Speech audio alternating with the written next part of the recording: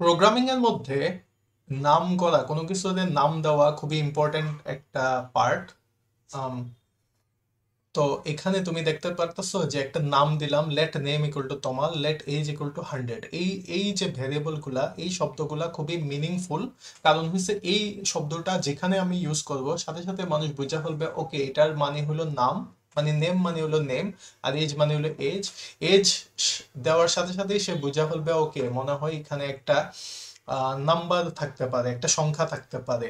অথবা নেম দেওয়ার সাথে সাথেই সে বুঝবে এখানে হয়তো কারো নাম ইউজ করছে।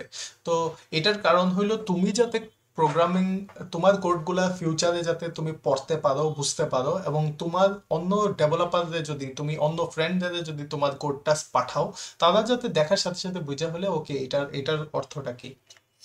তো JavaScript uses Camel case naming. যখন একসাথে অনেকগুলো শব্দ থাকে, মানে অনেকগুলো শব্দ থাকে, একটা লম্বা একটা কনসেপ্ট থাকে, যেমন দা ইউজার নেম, সেই ক্ষেত্রে জাভাস্ক্রিপ্ট এবং আরো কয়েকটা প্রোগ্রামিং ল্যাঙ্গুয়েজ স্পেস অ্যালাউ করে না। যেমন লেট দ্য ইউজার নেম, এখানে স্পেস সে অ্যালাউ করে না।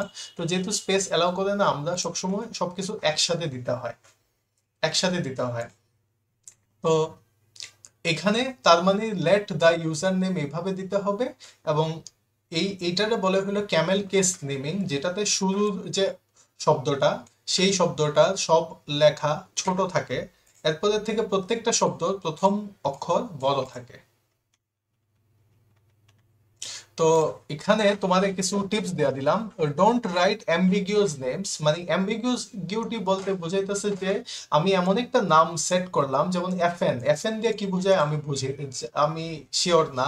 ইউএন এটা দিয়ে শিওর না, এলসি এটা দিয়ে শিওর না যে এটা কি।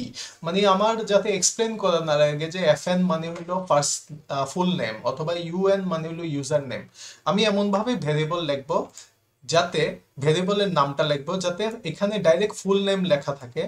এতে এখানে ফুল নেম দেওয়া আছে, ইউজার নেম দেওয়া আছে, লাইক কাউন্ট দেওয়া আছে। এতে যাতে সাথে সাথে কেউ বুঝা হলে যে ওকে এইটাতে কি বোঝাতে চাইতেছে। তো তুমি সবসময় ডেসক্রিপটিভ নেম লিখবে তোমার ভেরিয়েবলের জন্য।